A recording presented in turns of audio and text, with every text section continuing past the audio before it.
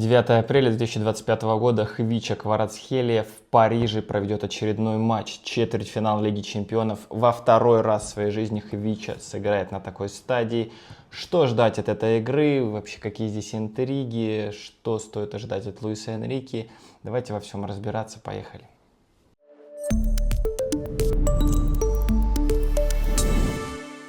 Друзья, всем привет! Ну, во-первых, конечно же, хочу сказать, что сегодня будет стрим, полноценный стрим с матча с гостями Михаила Шведя, Михаил Поленов. Не только Михаилы, Иван Баделевский, экс-пресс-атташе Казанского Рубина, который работал там вместе с Хвичей Кварацхелией и Зурико Давидашвили. Будет ярко, интересно.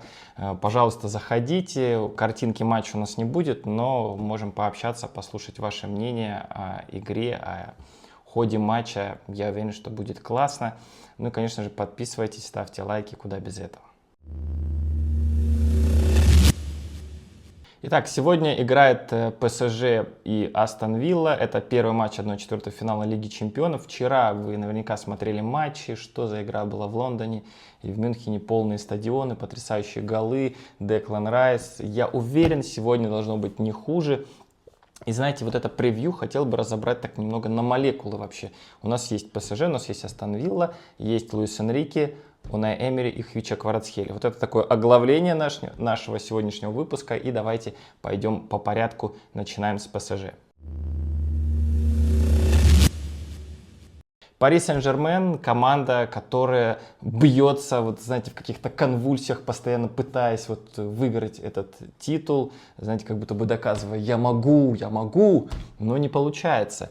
И уже кто только не пытался, знаете, как в каких-то сказках, ну, когда кто-то пытается покорить определенную вершину и не получается. И там уже и Тухель пытался, и Эмери, кстати, тот же пытался, который сейчас восстановили, о нем еще мы поговорим. И Лоран Блан, и в общем и пытаются, а все не получается. И вот Луис Энрике взял этот вызов. Ну давайте посмотрим на историю Пари Сен-Жермен вообще в плей-офф Лиги Чемпионов. Но мы не берем 90-е, начало 2000-х, когда Париж, в общем-то, ничего особо не добивался, но любопытный факт: 94-95 Париж играл в полуфинале, где проиграл оба матча Милану. Я даже, наверное, состав не буду открывать, потому что я думаю, я там даже никого и не знаю из этого состава. Но, кстати, в Суперкубке УЕФА Париж тоже играл в сезоне 96-97. Это вот любопытно. Но вернемся к Лиге Чемпионов. Смотрим дальше. Вот с 2012 года началась такая уже хорошая пора в истории парижского клуба. И вот смотрите, четвертьфинал. 4 подряд четвертьфинала. Дважды вылетали от Барселоны. Один раз от Челси, один раз от Ман-Сити. Потом следующий сезон вылет, тот самый вылет, когда, кстати, Унай Эмери тренировал команду от Барселоны после домашних 4-0. Ну, многие до сих пор считают, что там судьи как-то протащили Барселону, но тем не менее команда вылетела в 1/8 финала, проиграв 1-6 на выезде. Это, конечно, сумасшедший результат. Потом в следующем году очень круто стартовали, всех разнесли в группе, но попали на Реал и тоже проиграли. Матч 2019 года, 1/8 финал против Манчестер Юнайтед, я прекрасно помню. На выезде выиграли, казалось бы, 0-2, все четко, без проблем. И дома 1-3, причем в концовке. Ну, вот какая-то недооценка соперника, расслабленность, что это было. Ну, в общем, Париж опять турнир покинул. Ковидный сезон, 2020 год, там все играли в один матч, и, ну, возможно, это было плюс для Парижа, потому что, видите, очень часто команда во втором матче, именно даже ведя по ходу матча, уступала, а здесь как будто бы было проще, надо было просто конкретный матч выиграть. Так дошли до финала, но там наткнулись на Баварию Ханси Флика, который сейчас тренирует Барселону, и мы к этому еще вернемся, мы к этому подойдем.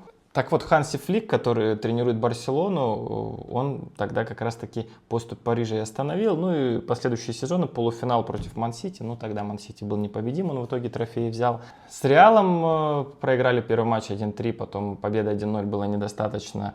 Были матчи с Баварией, 2 поражения. И с Боруссией прошлый год, первый сезон Луиса Энрике в ПСЖ. Ну, какое было доминирование тогда у Парижа и как они проиграли. Вот знаете, если сейчас от Ливерпуля команда вылетела, ну, наверное, было бы очень похоже. Знаете, самое главное, что тогда у команды были Месси, Неймар, Ди Мария, но Мбаппе, конечно же, но не было Хвича Кварацхелии. И я думаю, как кто-то из вас написал, что это должен быть счастливый талисман для клуба. Ну, как минимум, должен он помочь команде пробиться в финал. И давайте сейчас следующая глава про Хвичу. История Хвичи в рамках Лиги Чемпионов не такая богатая, как история Парижа. Ну и футболист еще пока помоложе, чем французский клуб. Но тем не менее, в самый первый сезон, когда Хвичу признали лучшим молодым футболистом Лиги Чемпионов, удалось ему пробиться в 1/4 финала. Я уверен, вы тот матч смотрели, вы его прекрасно помните. Игра против Милана, проиграли на выезде 0-1, домашний матч тоже проигрывает 0-1, Хвича подходит к точке пенальти, 83-я минута и не забивает. Потом, конечно, Осимхен помогает исправиться грузинскому футболисту, забивает Наполи 1-1, но этого недостаточно, вылет. Ну, а Милан потом вылетает от Интера, и Интер идет в финал. Вот такая была драма. Мне кажется, что Хвича, конечно, это все очень переживал. В следующем сезоне уже Наполи развалился, не было Спалетти. Ну, и микроклимат тоже в команде был не тот. И, в общем, тогда, кстати, опять барселонский след. Наполи уступил в 1/8 финала Барселоне и покинул турнир. Ну, в общем-то, вот такая вот история у Хвичи. Но сейчас новая глава, за которой мы с вами следим в оба.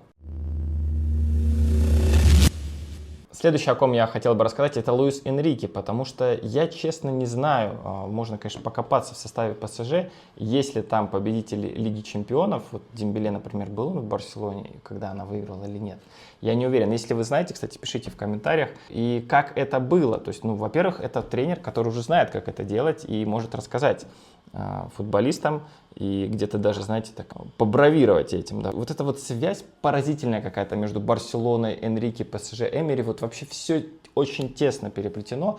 И посмотрите, что вы думали. В групповом этапе того сезона Луис Энрике играл против Парижа, кстати, проиграл на выезде 2-3, потом ответный матч выиграли. И смотрим уже путь Барселоны в сетке плей-офф, обыграли Ман-Сити сначала, потом опять Пари Сен-Жермен. Здравствуйте, мои дорогие друзья. 2-0, 3-1, без шансов прошли Париж. Потом была Бавария, ну, знаете, там счет 3-0, кажется, что все так безоблачно, но на самом деле борьба там, конечно же, была. И в ответном матче борьба была, но там были Неймар, Месси, Суарес, это, конечно, весомый аргумент. Ну и матч против Ювентуса, классный матч. Думаю, вы его тоже все прекрасно помните. В итоге победа 3-1, Хави там прощался, Иньеста уже тоже заканчивал. Ну, в общем, это было такое время, наверное, праймовое для Барселоны, уж извините мне это слово.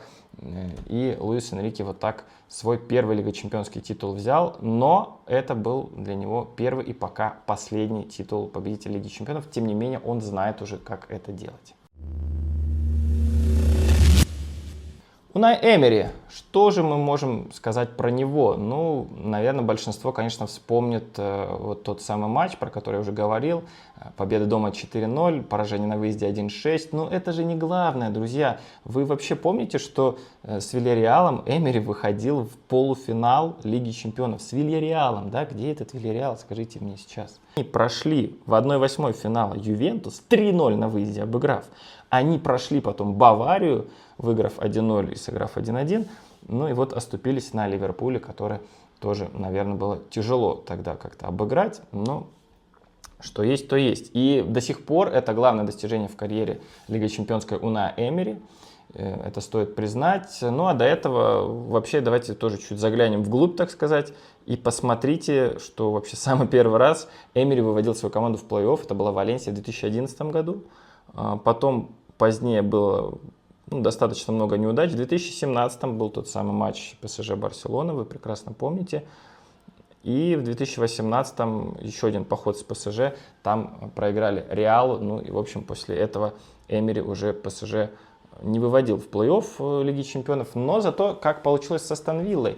Знаете, как-то многие восхищаются Астон Виллой, но если посмотреть вот так вот объективно, ну, с кем они играли в групповом этапе, посмотрите, там по факту вот из таких прям топ-команд были только Бавария и Ювентус. И то Ювентус мы видим, как быстро из плей-офф вылетел и как его сейчас штормит.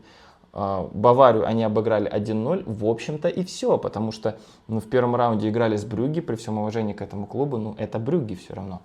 И Наверное, стоит, конечно, отметить переход Асенсио, который вот сейчас тоже, он так как Хвича пришел зимой, его дозаявили, у него 3 гола в 2 матчах, вот уверенно вынесли Брюгге. Но по факту вы видите, что соперников-то прям таких мощных не было. Да, можно сказать, что в АПЛ зато Астон Вилла как идет, тут, ну, какие молодцы, Эмери красавчик. Да, недооценивать Астон Виллу не нужно. Ну и не нужно думать, что это что-то будет такое более опасное, чем Ливерпуль. Просто с тем же настроем, мне кажется, Парижу надо выходить, и все будет в порядке, забивать свои голы, выигрывать, и все у команды получится.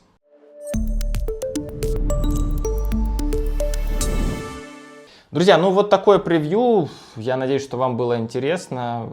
Постарался основные факты собрать. Повторюсь, у нас сегодня стрим вечером. Начинаем в 22:30 по Тбилиси. Приходите, присоединяйтесь, оставляйте комментарии. Если вы хотите принять участие в стриме, тоже пишите. Может быть, вас и подключим, хотя сегодня гостей должно быть немало. Ну и, конечно, пишите, что вы ожидаете от этого матча. Ожидаете ли какой-то феерии от Хвичи Кварацхелии? Хотя, ну как вы можете не ожидать? Конечно, ожидаете.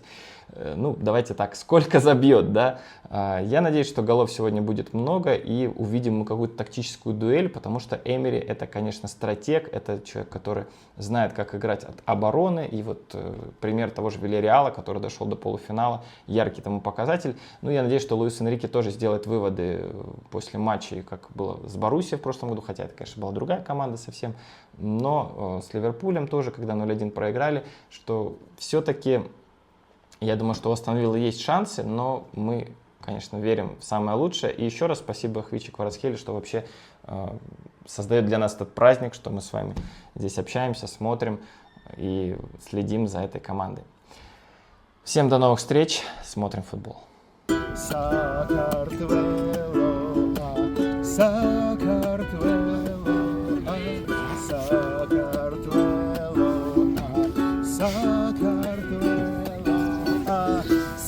Sakartvelo,